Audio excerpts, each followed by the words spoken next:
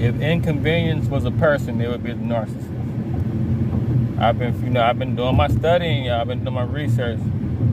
Dealing with a narcissist can be one of the biggest inconvenience in your whole life. Like, they're basically inconvenience in the form of a human person. Notice they always have you inconvenienced. They always got you running an errand. They always forgetting something. They always got to stop and get something on the way to their house. They always late to something. The inconvenience is part of the fog. See, at first they try to make you do little inconvenient stuff, and then they try to sear it into you that they're going to be inconvenienced to where they demand inconvenience out of you.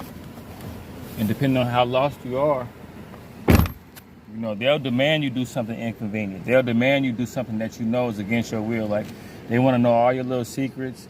They might want you to, like, miss work one day for them or come off work. Like, notice how when you get through dealing with a narcissist, you always got to kind of bounce back in life from a whole bunch of other things. You got to get caught up on bills. It's crazy. Here go the conversation with the narcissist. Hey, this is my last dollar. Like, I know you need this for whatever situation you need it for, but this is like my last, this is last of whatever I have right here. This is my last $60. A narcissist is gonna respond to that like, so are you saying no? Is that a no or a yes? Remember, like, the narcissists, they lack empathy. See, the narcissists, they don't wait to the end of the show to take their mask off. Really, throughout the relationship, they going shh, shh, shh, shh. When it's time for them to be who they really are, they pull it off and do something shady to you and then put it back on. That's what's playing with your mind. But nah, bro, you got to do like a little kid. You can't even trick a little kid. If you been pull the mask off of a little kid and put it back on, the little kid will be like, nah, that ain't really who that is. And that's how you got to be with a narcissist. You got to be like that. Like, a narcissist, like, okay, prime example, how you're dealing with a narcissist. Like, say for instance, you start back to dealing with a narcissist and they move back into town. The narcissist is going to move like 2 hours away from you.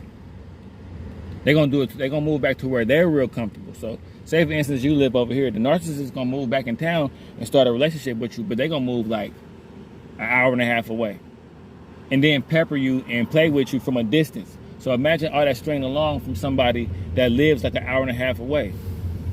So you got to be a fool. You got to be in a fog. They keep you in a fog, but the inconvenience part, they want you inconvenienced. So when they move back out there, they want you to be inconvenienced. Notice that a narcissist wants you late or too early or popping up for no reason. A narcissist is never on point with anything.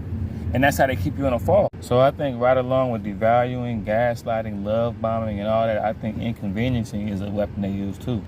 It should be a whole nother chamber of narcissism because they use inconvenience as another way to throw you off. And they get you used to thinking inconvenience is normal. Like, you're going to be late. You're going to miss this appointment. You're going to fall off here and there. They get you used to inconvenience.